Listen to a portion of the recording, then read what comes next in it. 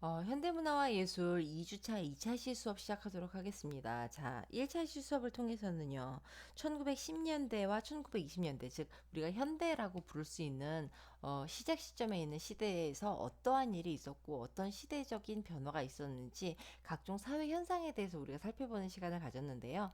이번 2주차 2차 시에는요, 문화와 예술을 중심으로 좀 얘기를 해볼까 합니다. 자, 그러면 2주차 2차 시 수업 시작하도록 하겠습니다. 자, 2주차 2차 시 수업 내용은요. 먼저 들어가는 말로 수업을 시작을 하면서 우리 이번 차 시에 학습하게 될 내용에 대해서 개괄적인 어떤 내용을 좀 살펴보도록 할 거고요. 자, 그 다음번엔 1910년대랑 1920년대에 뭐 사실 이 예술이라는 게 10년대에는 뭐, 20년대에는 뭐라고 이렇게 딱 구분지어서 말을 할 수는 없잖아요. 그래서 10년대와 20년대를 포괄하는 예술 사조에 대해서 한번 이야기를 해보도록 할 거고요. 자, 그 다음번에는 이 전쟁과 혁명이 예술에 어떤 영향을 미치게 됐는지에 대해서 그런 내용을 중심으로 해서 한번 이야기를 좀 나눠볼까 합니다. 자, 마지막으로는요, 나가는 말로 이번 2일차, 2차 시수업 내용으로 학습하게 된 내용을 좀 정리를 하면서 마무리를 하도록 하겠습니다. 자, 우리 2일차, 2차 시의 구성 내용은요. 먼저 1910년대랑 1920년대의 예술과 문화가 이번 차 시의 구성 내용의 키워드입니다. 자, 구성 내용은요. 먼저 1910년대랑 1920년대 1차 시 수업을 하면서 여러 가지 사회 문화 현상이 굉장히 많았다고 이야기를 했었죠. 이런 사회 현상으로 인해서 형성된 예술엔 어떤 종류들이 있는지를 좀 살펴보도록 할 거고요. 자, 그 다음번에는 1차 세계대전으로 야기된 예술에는 어떤 변화가 있는지, 그 다음에 1920년대에 사회현상으로 형성된 예술에는 종류가 무엇이 있었는지에 대해서 좀 이야기를 해보도록 할까 해요. 자, 현대의 개념으로 첫 시대로 볼 수 있는 1910년대랑 1920년대의 사회 분위기랑 이 사회 현상으로 야기된 예술을 분야별로 이해하는 게 우리 수업의 오늘 목표고요. 자, 그 다음번에는 1차 세계대전의 발발과 러시아 혁명, 뭐 이런 사회상으로 형성된 예술 사조에 대한 지식을 학습하는 게 이번 2주차 2차 시수업의 목표입니다.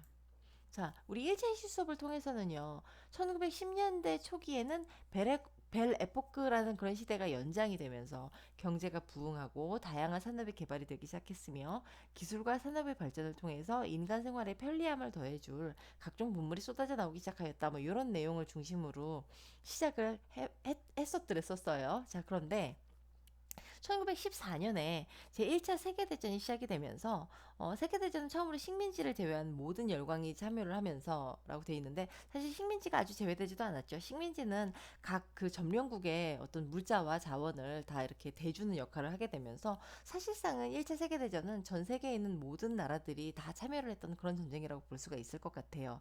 어쨌든 이런 전쟁이 진행이 되었고 또 기존의 전쟁은 그런 위정자, 즉 말하자면은 어떤 왕이나 귀족들이랑 군인들만의 싸움이었는데 1차 세계대전은 대중의 일상생활에 변형을 가져오게 된 그런 전쟁이었다.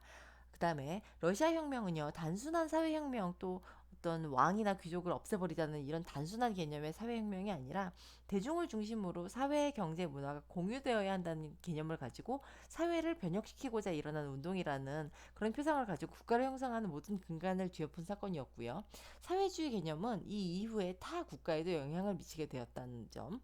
그다음에 1920년대에는 전쟁이 종료가 되면서 이 그런 그 전쟁을 치루었던 나라들의 미국이 막 원조를 하고 또 어떤 제품을 팔고 재건을 도와주고 뭐 도와줬다기보다는 뭐 자기는 물건을 팔아먹는 이런 개념이긴 했습니다만 어쨌든 이런 과정을 통해서 미국의 경제 산업 부분이 굉장히 괄목할 만한 성장을 이루었으면서 또한 부의 형성과 이걸 기반으로 해서 다양한 산업의 부흥으로 미국의 전체 일상생활이 풍족해지고 굉장히 안락해지는 방향으로 발전을 하게 되었다는 이런 내용을 우리가 1차 시에 여러분들 함께 사회 현상으로서 학습을 했던 내용입니다.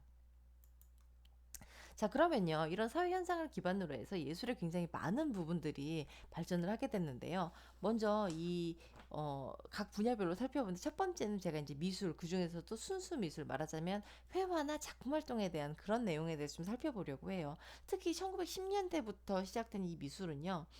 오늘날 현대 미술의 근간을 이루는 특히 굉장히 엄청난 속도로 굉장히 다양한 예술 사조가 많은 사람들의 철학과 지성을 바탕으로 발전을 하면서 하면서 정말 여러 가지 방법들이 좀 이렇게 등장을 했던 이런 시기였다고 여러분들이 이해를 하면 될 것 같습니다. 그래서 이때는요, 1910년대, 20년대 요 시기쯤엔 특히나 공부해야 되는 어떤 순수 미술의 분야가 굉장히 많고 가장 화려했던 미술사에 있어서는 조금 절정기에 가까운 그런 분야, 그런 시대가 아니었나라고 그렇게 생각을 할 수가 있을 것 같습니다. 자, 어쨌든 먼저 이 순수 미술의 첫 번째 저는 입체파를 먼저 적었는데요. 사실 시대적으로는 시기적으로 보면은 야수파, 표현주의 그리고 입체파가 등장을 했다고 보는 게 맞아요. 그런데 이 입체파라는 게 20세기의 가장 중요한 미술 운동이기 때문에 이 화끈한 이 순수 미술의 분야부터 먼저 다루고 그 다음번에 나머지 부분들에 대해서 좀 이야기를 해볼까 합니다. 자, 이 입체파는요. 영어로는 큐비즘이라고도 해요. 근데 왜 큐비즘이라고 하냐면요. 우리 큐브 보면은 이렇게 정육면체 같은 그런 굉장히 입체적인 그런 느낌을 가지고 있죠. 그래서 이 입체파는 영어로 그런 큐브처럼 입체적인 어떤 느낌을 주는 미술의 방식이다라고 해서 우리가 큐비즘이라고 서양 사람들이 이름을 붙였다고 합니다. 근데 어쨌든 이 큐비즘이라는 것은요. 하나의 대상을 그림으로 표현할 때 굉장히 여러 각도에서 보는 모습을 한 캠퍼스의 2차원의 평면 캠퍼스에 동시에 표현하는 방법이에요. 말하자면 아프리카 미술처럼 평면적이면서도 주제를 그러니까 내가 대상으로 하는 그 주제를 여러 다른 각도에서 묘사하고 동시에 그 캠퍼스 위에서 다 그림을 같이 한꺼번에 그리는 거죠. 그러면서 재구성이 되도록 해가지고 평면이 기하학적으로 분석되는 그런 방법이라고 이해를 하면 될 것 같습니다. 말이 참 어렵죠. 근데 이 입체파는요, 좀 아까도 이야기한 것처럼 20세기에서 가장 중요한 미술 운동인데요. 그 이유는요.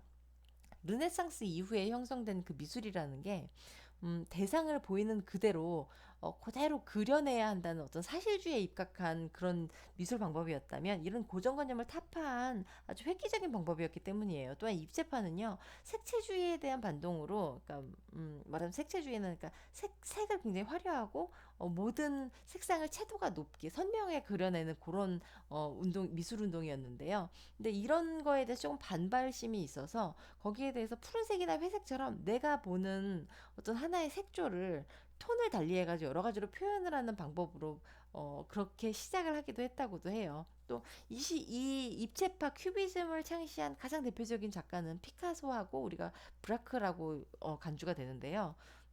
사실 피카소는 꼬마 때부터 미취학 아동이던 시절부터 미술 천재로 동네에서 굉장히 유명했던 천재 꼬마 작가로 유명했다고 해요. 그리고 피카소 아버지가 사실은 미술학교 선생님이었기 때문에 아들의 재능을 제일 먼저 알아본 이런 일도 있었다고 합니다. 그래서 이 아들이 미술의 두 날개를 활짝 펴게 가정적으로 굉장히 서포트가 잘 돼 있어서 10대 때 이미 미술 아카데미를 졸업을 하고, 그러니까 미술 영재로서 10대 때부터 작가로서의 독특한 영역을 구축했다고 평가를 받기도 해요. 뭐 어쨌든 이 피카소가 그런 천재적인 측면으로 끊임없이 새로운 방법을 탐구하고 기존의 방법을 굉장히 획기적으로 변모를 시켜서 새로운 걸 창출하는 방법으로 새로운 포문을 열었던 그런 창시자라고도 볼 수 있고요. 대표 작가라고도 우리가 이야기를 하죠. 그렇다면 브라크는 여러분들한테 조금 낯선 그런 작가일 텐데요. 어쨌든 이 브라크는요. 조용하고 차분하게 가라앉은 굉장히 세련된 색감을 활용을 했는데요. 이 사람은 특히나 분석과 재조합이라는 이런 분야에 있어서 세련미를 어떻게 하면 내가 더 표현을 할 수 있을까를 연구했던 그런 작가로 굉장히 유명했다고 합니다. 자, 두 번째 우리가 표현주의, 익스프레셔니즘이라고 부르는 표현주의가 제가 이제 2번으로 적어 놓은 어떤 미술 사조인데요. 이 표현주의는요. 전통적인 미술의 기준인 형태, 구성, 뭐 아름다움에 대한 개념이 중요하지 않다고 생각하는 미술학파예요. 그래서 이 표현주의는 정말 말 그대로 표현하는 자체가 굉장히 중요한데 이 표현이라는 게 작가 개인의 감정을 표현하고 표출하면서 그거를 하나의 그림으로 나타내는 이런 부분이 바로 표현주의의 핵심적인 아이디어라는 어떤 내용이라고 이해를 하면 될 것 같아요.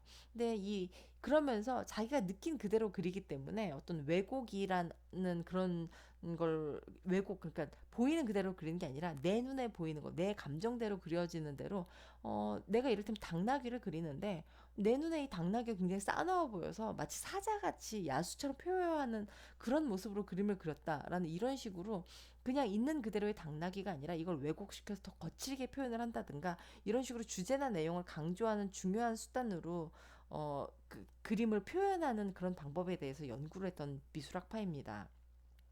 이 표현주의 작가들은요, 고호나 고갱 같은 그런 작가들, 말하자면 고호도 눈에 보이는 내가 그런 그림이 아니라 저 밤하늘의 별들이 막 움직이는 것처럼 그림이 그려지니까 흐르는 것처럼 내 마음대로 막 선 처리를 해버리고 이런 식으로 그림을 그렸죠. 그래서 이런 표현주의적인 인상파의 화가들이었던 고흐나 고갱을 굉장히 선구자로 생각을 하면서 상징적인 특징을 좀 더 적극적으로 개인의 감정이나 감각에 대해서 직접적인 표현으로 그렇게 나타내고자 했던 그런 학파라고 이해를 하면 될 것 같아요.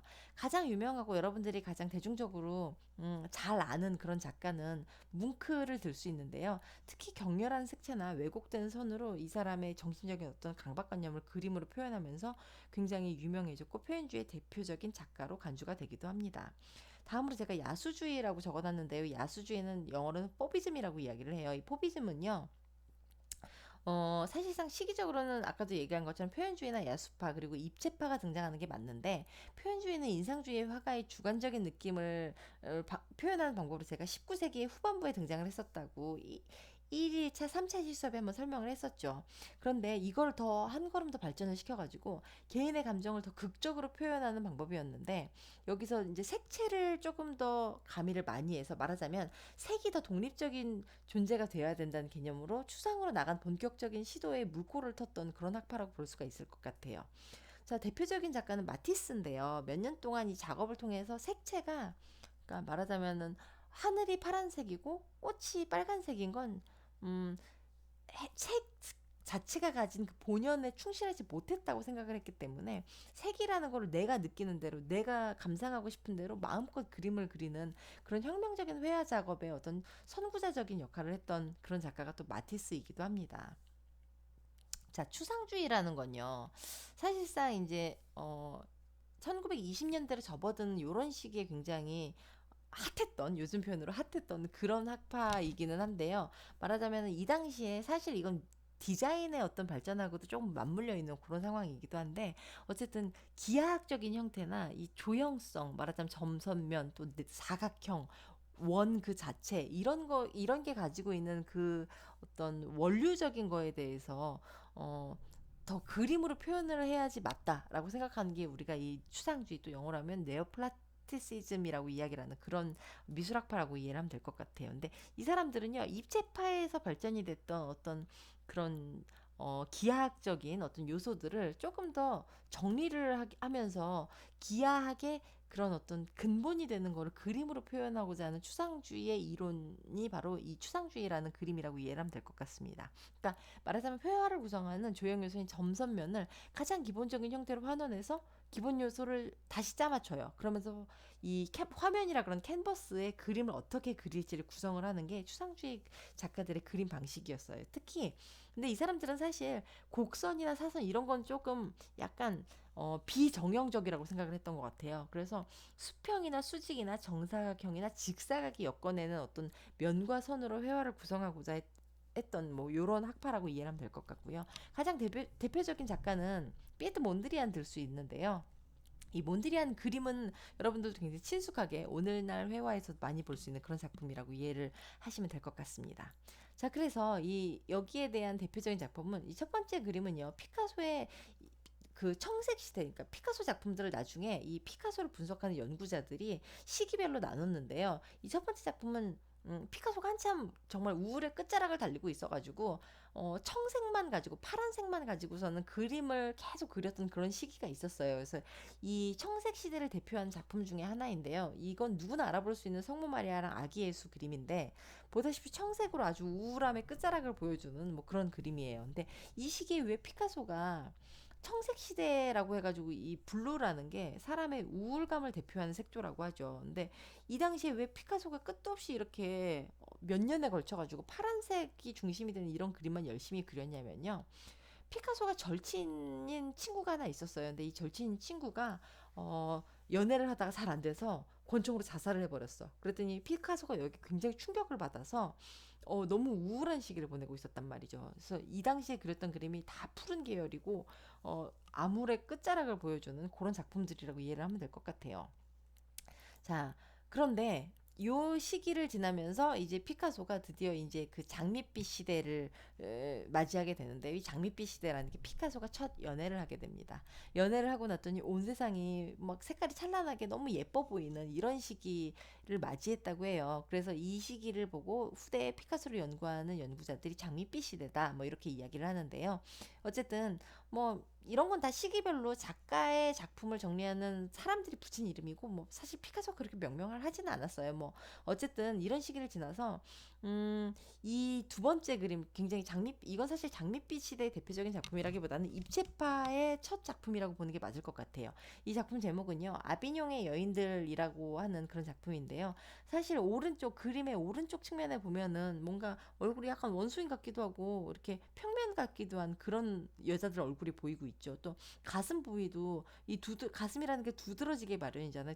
두드러지는 가슴을 네모로 표현을 해버리면서 여기 가슴이 있다 하는 뭐 요 정도로 표현을 했다니까, 보이는 그대로의 여체의 아름다움을 그린 게 아니라 자기가 이 보이고 있는 여자들을 각각의 면으로 분할을 해가지고 그 자체를 다시 조합을 해서 그림을 그린 그런 느낌이라고 이해를 하면 될 것 같아요. 사실 이 아비뇽의 여인들은요, 아비뇽이란 지역에 있는 그 사창가에 있는 여인들이 벌거벗고 길에서 호객행위를 하는 걸 보고 피카소가 굉장히 충격을 받아서 그림으로 남긴 그림인데요. 또 이 당시에 피카소가 한참 심취해 있었던 게 아프리카 토속 미술이었다고 해요. 그래서 아프리카 토속 미술에 본인이 충격을 받았던 이런 내용들을 어, 분해를 하고 다시 재조립을 하는 그런 과정을 통해서 입체파라는 그런 개념에 어떤 입체적으로 보일 수 있는 그런 그림을 만들었다라고 해서 굉장히 유명해진 작품이라고 이해를 하면 될 것 같아요.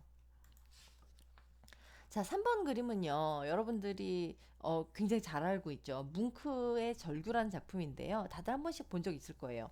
이거 표현주의 대표 작품이라 그래서 제가 가지고 왔는데요. 사실 이 뭉크는요, 이 작가인 뭉크는 강박증을 앓고 있어가지고 굉장히 이 다리를 건너가고, 친구랑 여행하고 있는 중에 다리를 건너가고 있는데, 이 다리 위에서 석양이 빨갛게 불타는데 갑자기 이 땅이고 하늘이고 다 흔들리게 느껴지고, 석양이 불타면서 자기가 엄청난 불안을 느끼고 뭐 자연을 꿰뚫는 큰 목소리의 절규를 들은 것 같다 해가지고 이 순간을 그림으로 표현을 했다고 해요. 그래서 정서를 표현하고 비현실적인 색채로 그린 그림으로 표현주의를 가장 대표하는 그런 작품으로 볼 수가 있을 것 같습니다. 사실 표현주의로도 이것 또한 뭉크 작품인데요. 이것도 어쨌든 표현주의 방식으로 자기가 자화상을 그린 거예요. 근데 이런 식으로 멀쩡한 자화상도 잘 그릴 수 있는 사람인데, 이 방금 보신 이 절규 같은 작품으로 작가의 감정을 보는 이한테 얼마나 적나라하게 느껴질 수 있는지 표현한 작품으로 표현주의 상징적인 그런 작품으로 유명해진 거라고 이해를 하시면 될 것 같습니다. 자, 지금 보시는 5번 사진은요, 원색의 마술사라 그러는 우리 이 야수파, 포비즘의 대표 작가 마티스의 작품인데요.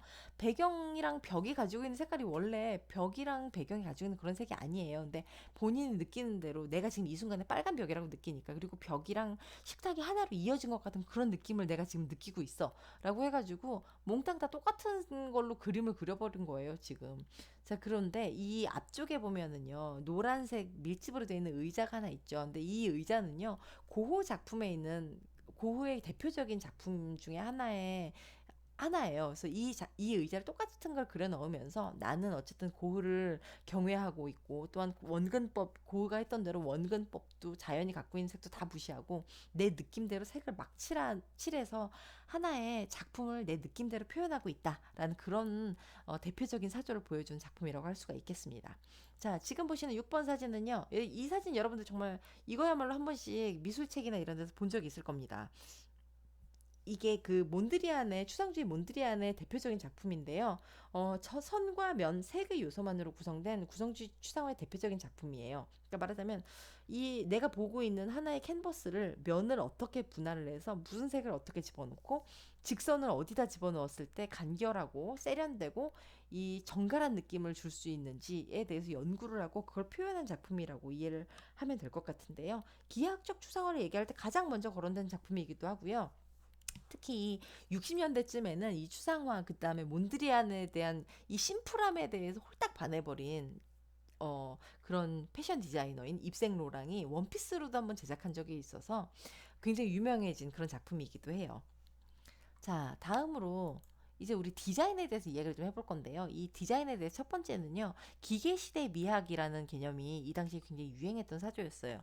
그러니까 영어로 하면 머신 이세릭이라고 하면서, 기계 시대를 거치면서 생기는 어떤 그 기계적인 미학에 대해서 이야기를 하겠다는 겁니다. 그러니까 말하자면 수공예적으로 만드는 어떤 아름다움보다 기계가 만들어내는 미학, 그러니까 말하자면 기계가 깎고 철을 다듬고 금속을 만들어내는 이런 거에서 생기는 그 유선형의 아름다움, 아니면 거기에 생기는 기하학적으로 굉장히 딱딱한 그런 선이 너무 아름답다라고 하는 그런 기계적 미학에 몰두했다라는 그런 내용인 거예요. 사실 1917년쯤에 네덜란드에서 화가나 미학자들을 중심으로 해서 데스틸이라는 그룹이 형성이 되는데요. 이 사람들은요, 건축과 디자인에서 자연에서 볼 수 있는 그런 유기적인 형태, 특히나 어저께 1일차, 2차 시에 이야기했던 아르누보 이야기를 했었죠.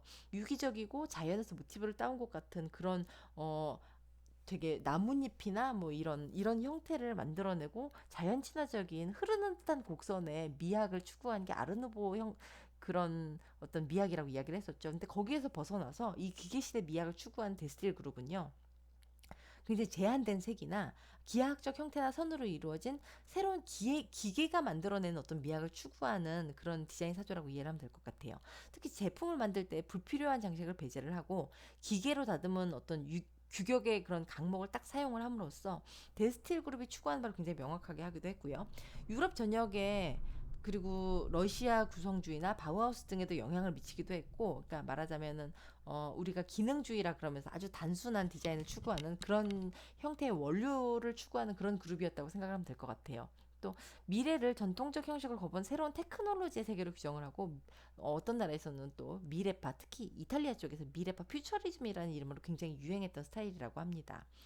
자, 두 번째는요, 바우하우스에 대해서 이야기를 할 건데요. 이 바우하우스는요, 사실 바우하우스만 가지고 이야기를 하자 그러면 한 학기를 다 보낼 수도 있어요. 이 바우하우스는요, 20세기 디자인사에 굉장히 큰 발자취를 남긴 디자인 교육 기관이에요. 독일에 있었는데요.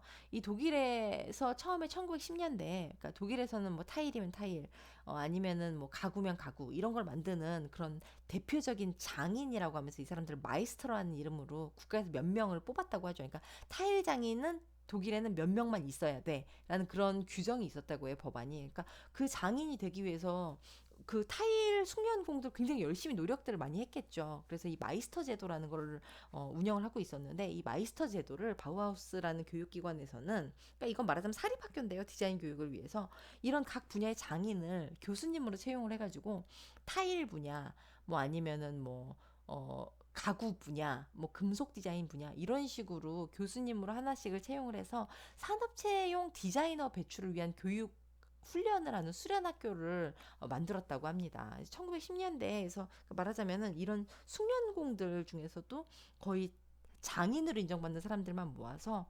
기술자들을 디자인이 더 가미되는 그런 느낌을 추구하는 그런 기술자들을 양산하겠다라는 게 바우하우스의 목표인데요. 이 바우하우스는요, 탄압도 많았고요. 분야도 많았기 때문에 정말 많은 어떤 이야기거리들을 가지고 있는 그런 교육기관이었다고 생각을 하면 될 것 같아요. 자, 바우하우스라는 이름 자체는 여러분들 참 많이 들어봤을 텐데요. 이 뒤에 붙은 하우스는 정말 집을 말하는 그 하우스예요. 그러니까 이 사람들 여기에서 공부를 하면서 먹고 자기도 하고 기숙 시설도 물론 당연히 있었고, 분야별로 낮밤 없이 정말 자기가 이 지원한 분야에 대해서는 장인급의 어떤 대단한 사람이 되겠다. 그런데 나는 그냥 일반적인 그런 마이스터 장인이 아니라 여기에 내가 요즘 시대에 시대적 반영을 담아서 굉장히 어떤 디자인적인 측면을 가미를 한 그런 장인이 되겠다는 그런 사람들이 수련을 한 그런 학교라고 이해를 하면 될 것 같아요. 그런데 이 바우하우스는요, 사실상 히틀러는요, 뭐 야사에도 많이 나오죠. 원래 미술학교에 입학을 하려고 그랬는데 미술학교에서 너 그림 너무 촌스럽다고 자꾸 떨어져요. 그래가지고서는 이 시대에 추구했던 그런 사상이나 디자인적인 측면, 아니면 그런 표현주의 입체파 이런 거에 대해서 굉장히 거부감을 가졌다고 해요. 그러니까 그렇게 촌스러운 감각이니까 미술학교에서 자꾸 퇴짜를 맞았겠지. 어쨌든 그래서 이 바우하우스에서 추구하는 세련된 미학, 또 기계시대 미학, 새로운 디자인의 사조 이런 걸 히틀러는 이해를 못했을 뿐만 아니라 아주 싫어했다고 합니다. 그래서 이 바우하우스가 결국은 히틀러가 집권하는 시기에는 학교 문을 아예 문을 닫고 미국으로 이 교육기관을 옮겼다가 뭐 거기에서 또 후학을 또 양성하게 되었다는 뭐 이런 이야기도 또 있습니다. 어쨌든 이 바우하우스는요, 건축, 포스터, 목공예, 금속공예, 유리공예, 섬유공예, 무대 디자인 같은 굉장히 다양한 교육 분야가 있었는데요. 오늘날 각 분야에서 가장 유명해진 디자이너들, 당시 미술가들이 교육 과정을 맡아서 담당하기도 했고요. 특히 현대적 재료를 다루면서도 이 기본적인 조형 요소만을 남기고 장식을 제거해서 새로운 시대의 산물을 만들고자 하는 게 이 학교의 목표였다고 해요. 그다음 세 번째, 러시아 구성주의라는 이런 분야가 있는데요. 요거는요, 러시아 혁명으로 발생을 했던 어떤 디자인 사조였기 때문에 이 뒷장에 제가 다시 한번 상세하게 설명을 하도록 하겠습니다. 자, 마지막 아르데코에 대해서 이 디자인 사조의 마지막 항목인데요. 음, 이 당시에 이 이집트의 고고학 발굴팀이 가면서 투탕카멘 왕릉이 발굴이 돼요. 그러면서 이 아프리카나 이집트 이 신비로운 세계에 대한 서구 유럽의 관심이 굉장히 높아지고 이런 투탕카멘 왕 가면 이런 게 엄청나게 유행을 하게 돼요. 그러면서 이 아프리카적인 추상 패턴을 응용한 화려한 색상의 디자인 사조가 등장을 해요. 이거 어저께 우리 고대에 대해서 학습을 하면서 1일차, 3차 시수업에서 평면적 이집트 회화에 대해서 이야기를 했었죠. 그러니까 왕을 장식을 하려면 금색이랑 흰색, 까만색, 빨간색 뭐 이런 식으로 굉장히 화려한 색상으로 그림을 표현을 해야 한다고 이야기를 했었죠. 근데 이게 이 투탕카멘 왕릉을 발굴을 했던 고고학 팀에서 발굴된 이 제품들을 보니까 정말 그 시대의 그런 평면적이면서도 센 컬러, 아주 그냥 핫한 컬러들로만 구성됐던 그런 제품들을 보고 서구 유럽에서 세련된 걸 추구한 사람들이 너무 이국적이라면서 홀딱 반해버린 거예요. 게다가 이 사람들이 이 이집트 옛날 이집트 사람들이 기하학적인 선이나 지그재그 아니면 뭐 햇살 무늬 같은 추상 무늬를 굉장히 강하게 사용하는 과도하게 풍부함을 보여줬었는데 이거를 이 사람들이 이국적인 문양이라면서 서구 유럽 사람들이 1910년대와 20년대에 너무 좋아하면서 여기저기 막 써먹게 되는 거죠. 그러면서 화려하고 장식적인 디자인에 이국적인 원목이나 게다가 이거를 표현하면서 현대적인 어떤 그런 합성수지 같은 그런 재료를 사용하면서 새로운 스타일을 창출해낸 게 아르데코 양식이라고 이해를 하면 될 것 같습니다.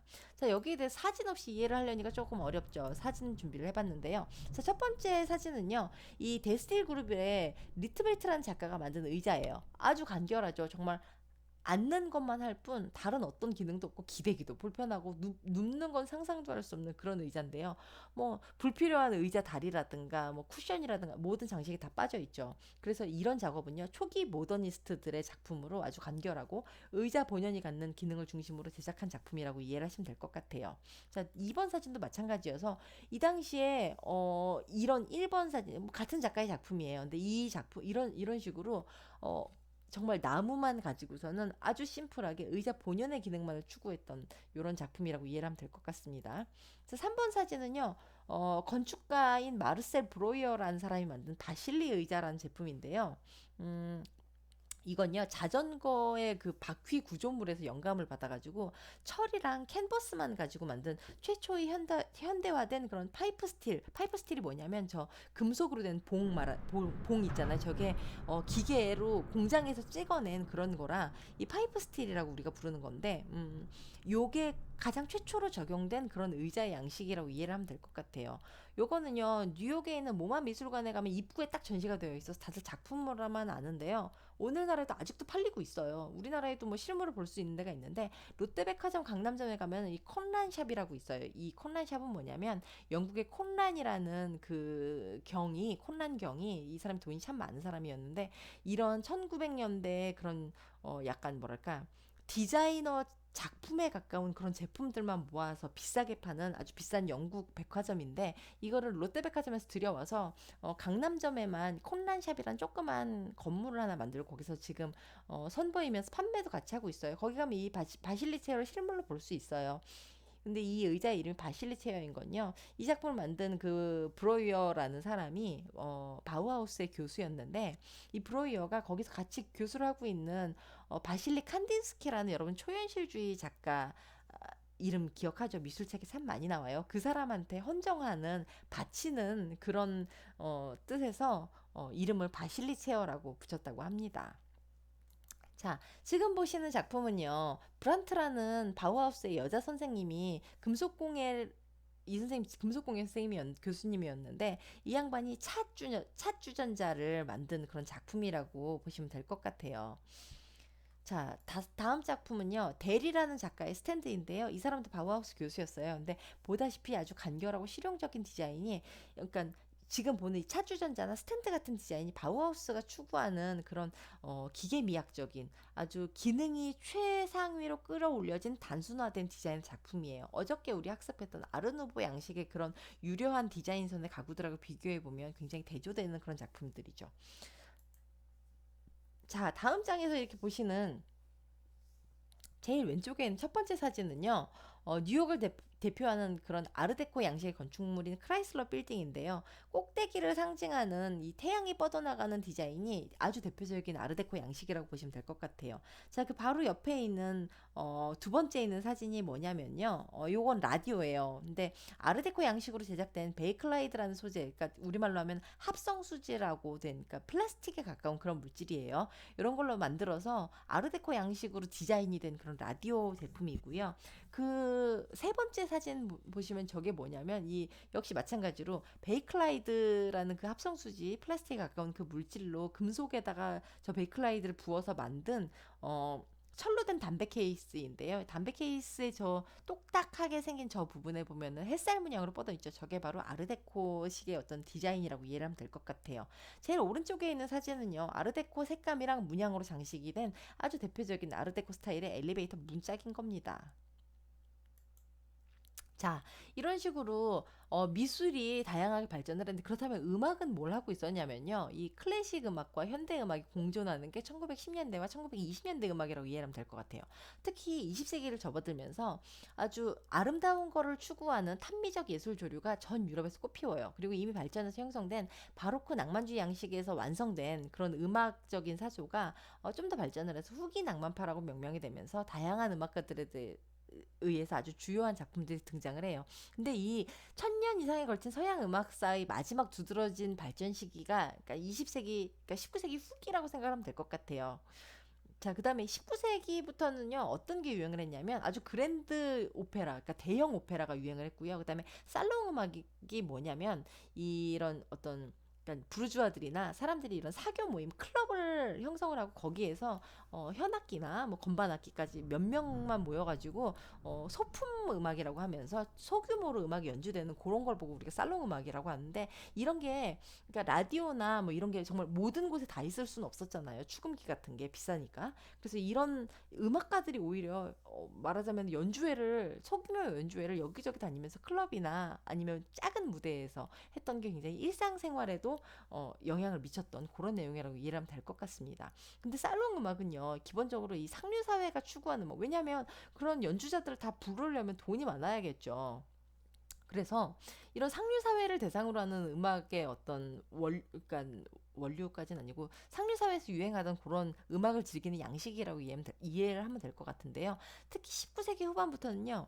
휴일엔 사람들이 외출하는 데는 이런 대중적인 음악이 형성되고 연주되거나 축음기에서도 흘러나오기 시작해요. 근데 이때 이 거리거리에서 흘러나오는 음악들은 대개는 왈츠나 행진곡 아니면 뭐 인기 있는 오페라의 어떤 주요 아리아나 뭐 민요 같은 그런 곡들이었는데 뭐 말하자면은 백화점이나 아니면은 사람들이 모여서 담소를 나누는 카페라든가 뭐 이런 데서 일반인들이 모이는 장소에 흥을 돋구기 위한 BGM 백그라운드 뮤직의 그런 개념에 더 가깝다고 보면 될 것 같아요.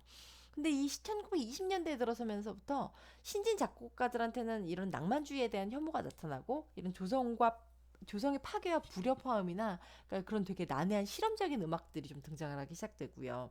근데 이 클래식 음악과는 상대적으로 또 미국의 음악 영향을 받아서 유럽 전역에 또 대중적인 흥행 음악이 좀 유행을 하기 시작해요. 특히 재즈는요. 엄청난 유행이었어요.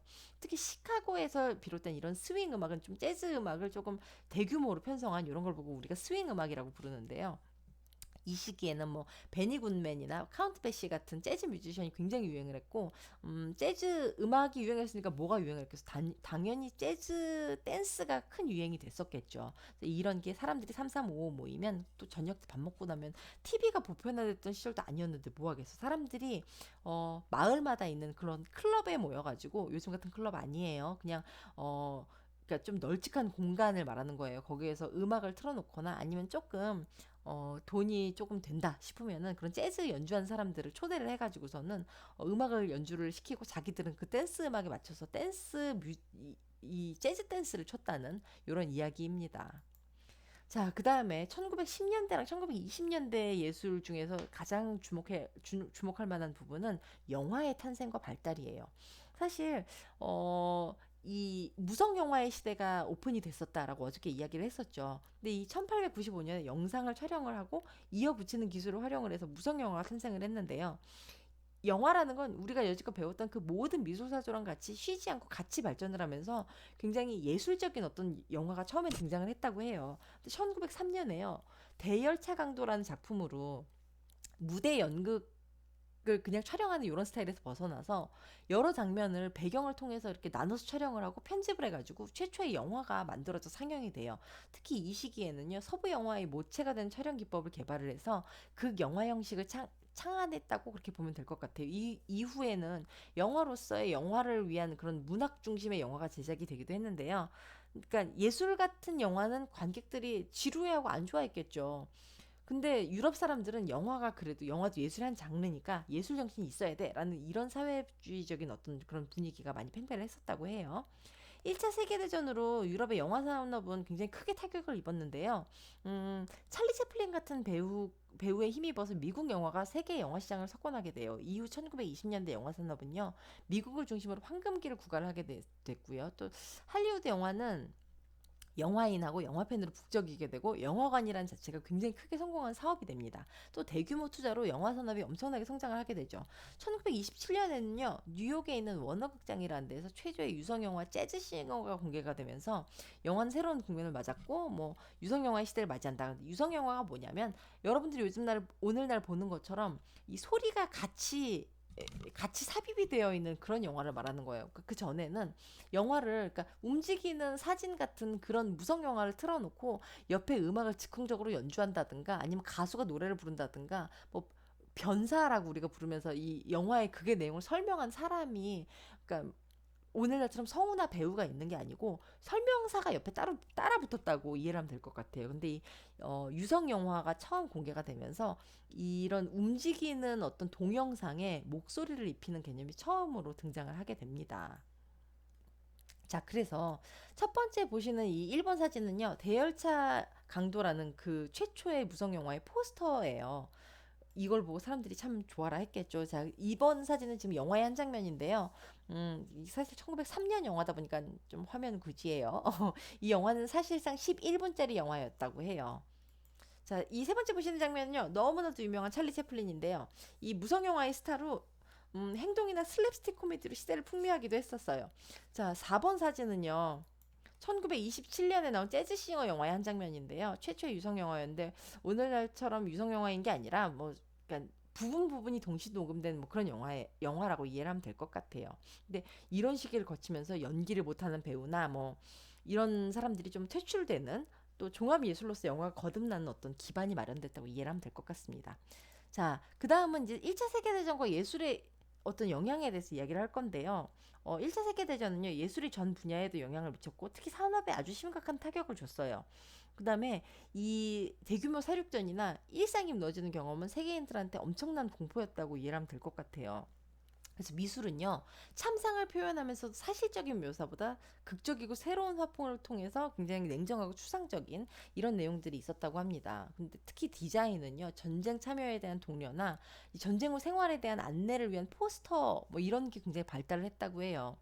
어, 또 음악은 뭐 그래도 사람들이 그러니까 현실을 잊기 위해서 재즈나 뭐 그러니까 전쟁이 매일매일 있었던 건 아니었을 테니까 어떤 날은 조금 덜한 날은 자기들끼리 모여가지고 재즈에 맞춰서 춤도 추고 뭐 이런 게 좀 유행하기도 했고요. 영화는 사실상 영화사는 전쟁으로 다 쇠퇴해가지고 난리가 났다고 봐요. 그런데요, 미국 영화는요, 유럽이 전쟁터가 돼가지고 난리가 난 반면에 미국 영화는 굉장히 부흥했었다고 그렇게 이야기를 합니다. 영향이 크게 없었으니까요. 그래서 어쨌든 현실을 있게 해주는 굉장히 오락으로서 미국 영화가 대중적으로 사랑을 많이 받고 미국 문화가 유럽에 유입되고 유럽 식민지 전달되면서 미국식 어떤 유행이 퍼지는 그런 배경이 되기도 합니다. 자, 러시아 혁명이랑 러시아 구조주의는 굉장히 중요한 내용인데요. 여기는요, 사실 제가 지난 1차 시에 굉장히 많은 내용을 설명을 했어요. 그리고 이 내용은 제가 여러분들한테 읽어보면 흥미있을 내용이어서 많이 담아오긴 했는데 혁명으로 인해서 예술이 어떤 생활 속의 미술로 자리를 하게 되었고 생활을 위한 미술, 즉 디자인이라는 개념이 조금 더 본격적으로 대중을 위한 작업으로 이렇게 많이 발전을 했다 정도로 여러분들이 이해를 하면 될 것 같아요. 이 러시아 구조주의는 제가 아까 전에 바우하우스 이야기를 하면서 뒤에 설명할게요 하고 넘어갔잖아요. 이 러시아 구조주의에 대한 내용은요. 바우하우스랑 기본 개념은 같아요. 모든 분야에 있어서 미술을 생활을 위한 어떤 걸로 도입을 해야 한다라는 이런 개념이에요. 근데 이 러시아 구조주의를 위해서도 바우하우스랑 비슷한 개념의 학교 보이테마스라는 학교가 모스크바에 설립이 됐었어요. 그리고 여기에서 미술과 산업 사이에 교량을 하면서 사람들에게 어떤 테크놀로지와 산업을 예술이 아니라 이런 걸 굉장히 예쁜 걸로 받아들이는 그런 목표를 가지고서는 운영이 되었다고 합니다. 근데 이게 스탈린 정권이 집권을 하면서 이제 미술 자체가 탄압을 받고 그러면서 러시아 구조주의는 막을 내리게 되는데요. 이 러시아 구조주의가 중요한 건 이때 이 구조주의 작가로서 또 어떤 그 부이테마스의 선생으로서 활동했던 뭐 리시츠키나 칸딘스키, 모홀리나기 같은 사람들이 러시아에서 이제 그런 어떤 독재자가 정권을 집권한 이후에 탄압 대상이 되면서 전부 이제 서구 유럽으로 넘어와서 서구 문화와 디자인사에 큰 영향을 미치기 때문에 중요하다고 우리가 이야기를 하고 있는 겁니다. 자, 그래서 첫 번째 보시는 이런 사진들은 이 러시아 문화의 혁명으로 이건 러시아 건축의 대표적인 거여서 굉장히 약간 실험적이고 난해하기도 하죠. 그러면서 공동주택의 개념도 등장을 하고 디자인이 그렇게 발전을 하기도 하고요. 이건 그 내부고. 그다음에 이 혁명과 선동을 위한 포스터가 굉장히 발전을 하는데 이 혁명과 선동을 위한 포스터는 이후에 북유럽의 이 포스터 문화에 굉장히 큰 영향을 줘서 아직도 시각 디자인 분야에서도 굉장히 중요하게 다루는 그런 내용이기도 하다고 해요. 자, 또 일상생활을 위해서 아주 간결한 디자인을 추구했다는 게 어떻게 바우하우스에서 보던 많은 작품들하고 많이 비슷하게 느껴지기도 하죠. 그죠? 자, 그래서 나가는 말인데요. 일단 1910년대랑 20년대 사회상을 살펴보면서 사회 현상을 이해를 했고요. 그다음에 그걸 기반으로 해서 문화가 형성되고 이 시기에 예술에 대해서 학습을 했어요. 그리고 1910년대, 20년대에 있어서 미술, 음악, 영화에 대해 살펴보면서 디자인이 어떻게 발전을 했고 음악은, 영화는 일반 사람들에게 어떤 영향을 미치게 됐는지에 대해서 이해를 했습니다. 그리고 1차 세계대전이랑 러시아 구조주의 같은 그런 혁명적이고 어떤 변혁적인 것들이 사람들에게 문화에 어떤 영향을 미쳤는지도 우리 함께 찾아보게 되었어요. 사실 10년대랑 20년대가 문화적으로 너무 중요한 시기여서 내용이 굉장히 많았어요. 그래서 이번 차시에 조금 수업이 길었는데요. 일단 3차 시에 진행되는 유행과 문화, 이 패션에 대한 어떤 배경이 되는 내용으로 여러분들이 이해를 하고 잘 숙지를 하기를 바라는 마음에서 많은 내용을 좀 준비를 했습니다. 즐거운 수업이 되었길 바라고요. 저는 일단 2차 시 수업은 여기에서 종료를 하고 여러분들 3차 시 수업에서 1910년대와 20년대의 어떤 패션과 유행에 대해서 찾아뵙도록 하겠습니다. 감사합니다.